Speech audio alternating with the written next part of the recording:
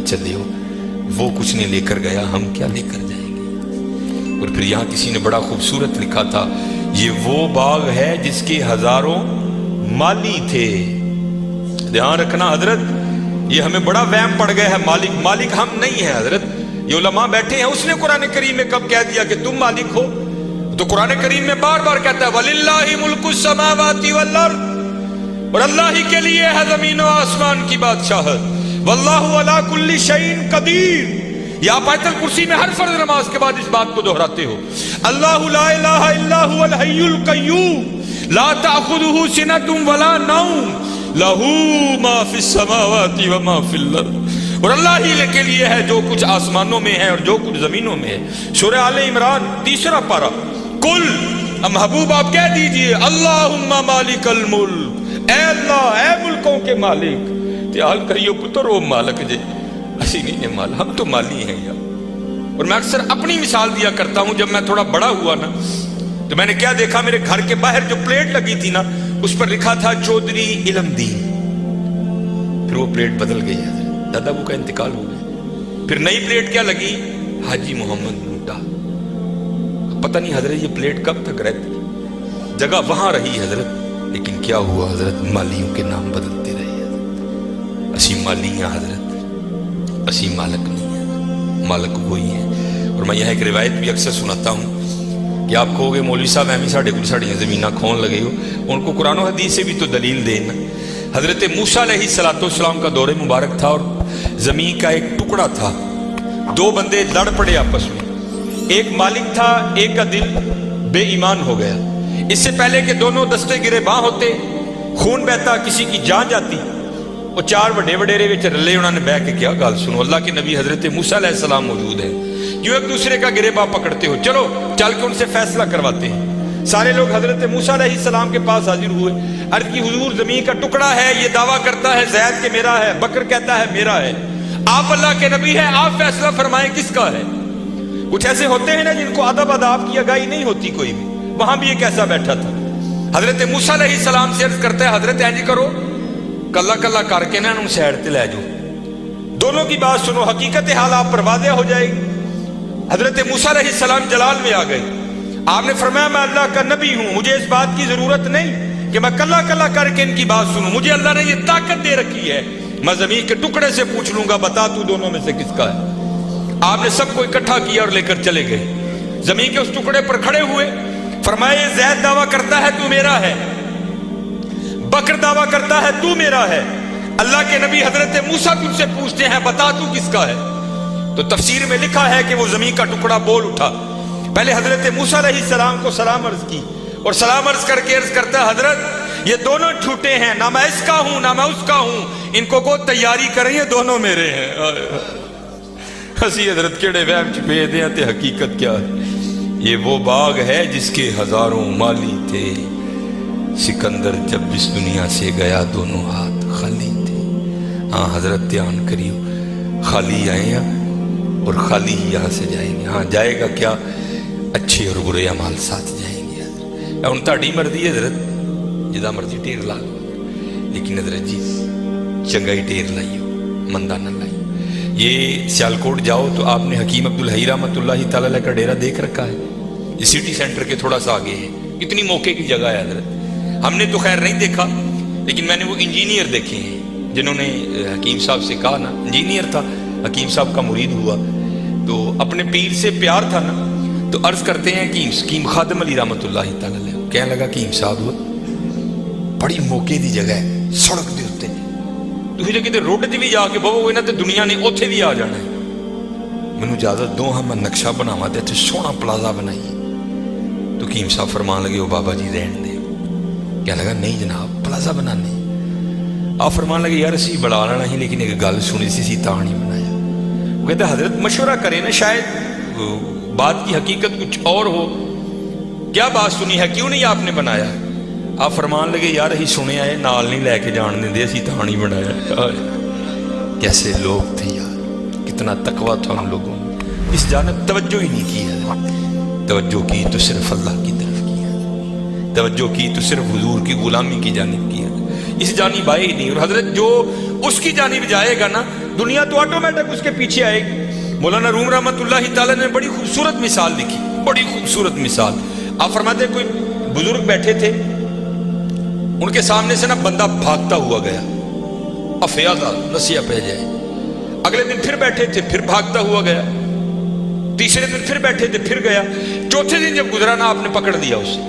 आपने फरमाया भैया तुझे क्या मुसीबत पड़ी है, रोज तू इस वक्त भागता हुआ निकल जाता है उस जानिब। और करता है हुजूर मैं अपना साया फड़न डे। आपने फरमाया फिर तू सारी जिंदगी नहीं पकड़ सकेगा। उसने कहा हुजूर वो क्यों? आपने फरमाया तूने कर दी है सूरज को कांड, साया आ गया है तेरे आगे। अब सूरज को कांड करके जितना मर्जी भाग, क्योंकि साया आगे है, वो भागता रहेगा, तू उसके पीछे भागता रहेगा, पकड़ नहीं सकता। हाँ एक काम कर ले, पकड़ फिर भी नहीं सकेगा, लेकिन फिर ये होगा कि तू साये के पीछे नहीं भागेगा, साया तेरे पीछे भागेगा।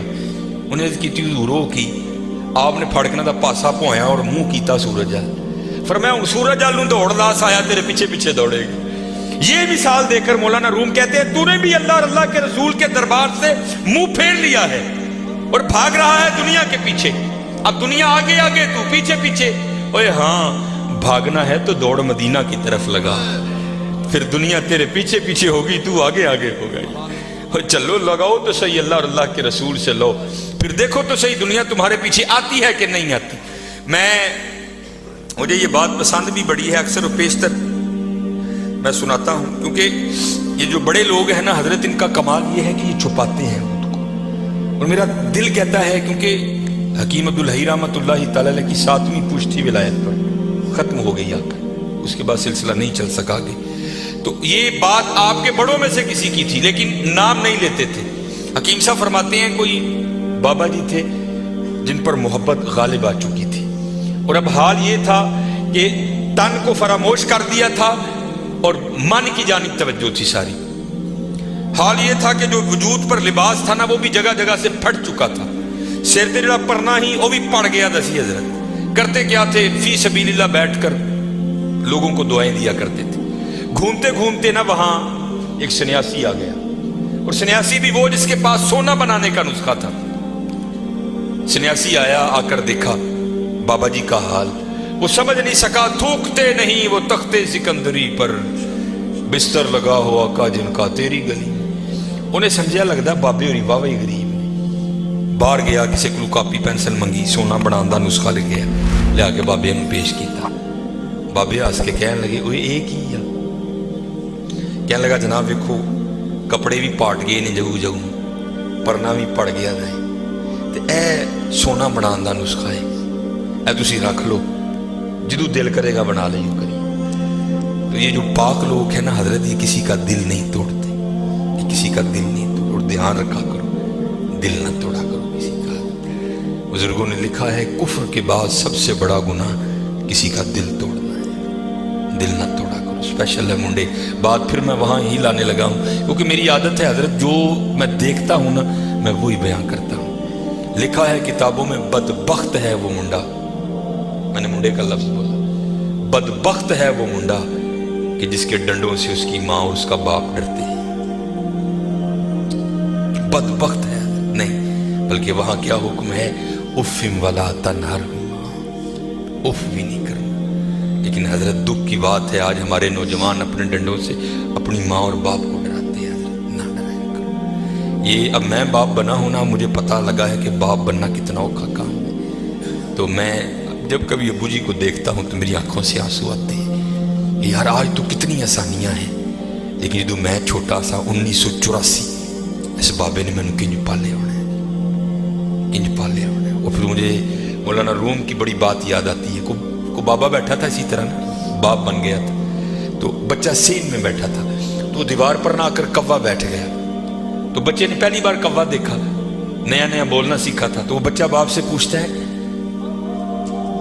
अब्बा जी है की ये?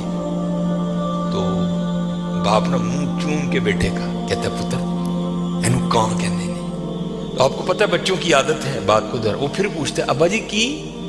वो फिर मुंह चूम के कहता है बेटा इसको कौवा कहते हैं। और मौलाना रूम ने मसनी में लिखा है कि 70 बार बेटे ने पूछा, बाप ने 70 बार मुंह चूम के जवाब दिया। वक्त बीत गया हजरत, जवान बच्चा जवान हो गया, जो जवान था वो बूढ़ा हो गया। वक्त बीतते पता तो नहीं ना लगता, तो वक्त गुजर जाता है। वो एक दिन बाबा बैठा सेन में, वो लड़का को काम कर रहा था, तो दीवार पे कौवा बैठा आके, वो बाबे को बचपन याद आ गया। कहता चलो भला पूछी है मुंडा की करता है।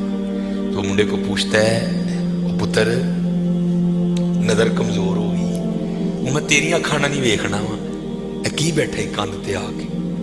तो वो मुंडा देख के ना बड़ा औखा, भाई अब्बा जी नहीं लभदा तो की लोड़ है वेखण दी, कहाँ बैठा था जी।